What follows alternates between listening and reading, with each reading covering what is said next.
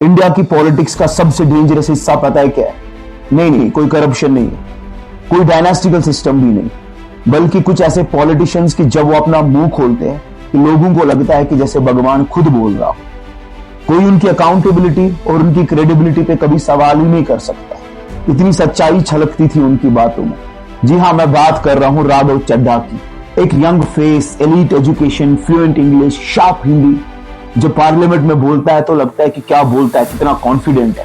TV debates में भी काम रहता है, बहुत जबरदस्त सुनता भी है, यानी कि एक परफेक्ट मॉडर्न पॉलिटिशियन। लेकिन प्रॉब्लम यहीं से शुरू होती है। जब एक पॉलिटिशियन जरूरत से ज्यादा परफेक्ट लगता है तो समझ लो या तो सिस्टम उसे यूज कर रहा है या तो उस सिस्टम को चेंज करना चाहता है। आम आदमी पार्टी का मॉडल क्या कहता है? Common man politics. लेकिन बीजेपी का एजेंडा और मॉडल क्या कहता है? Nation first politics.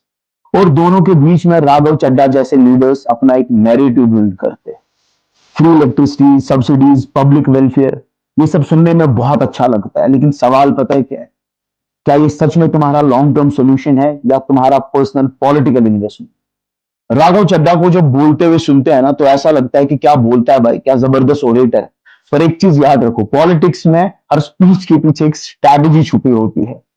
अपोजिशन को कंट्रोल करना सच में एक अकाउंटेबिलिटी की भी बात हो सकती है और वो एक नैरेटिव कंट्रोल भी हो सकता है।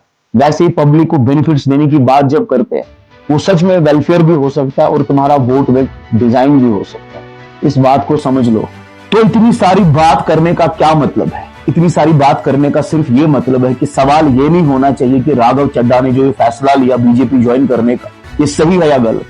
सवाल हमें हमसे खुद से करना चाहिए कि हम इतनी जल्दी किसी से भी इतना इंप्रेस कैसे हो सकते हैं कि उनसे क्वेश्चनिंग करना बंद कर देते हैं, सवाल पूछना बंद कर देते हैं, अकाउंटेबिलिटी को लेके, क्रेडिबिलिटी को लेके, उनकी बातों में हम इतना जल्दी कैसे आ सकते हैं। दोस्तों याद रखो, आज का जो पॉलिटिशियन है ना, वो सिर्फ पॉलिटिशियन नहीं है, वो एक एक्टर होता है, एक परफॉर्मर होता है। उसको पता है चीजें कैसे करनी है, कैसे बोलनी है।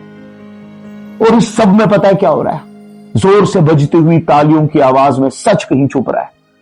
और जब सच छुपता है ना तो याद रखो दोस्तों, डेमोक्रेसी बिना सच के मर जाती है।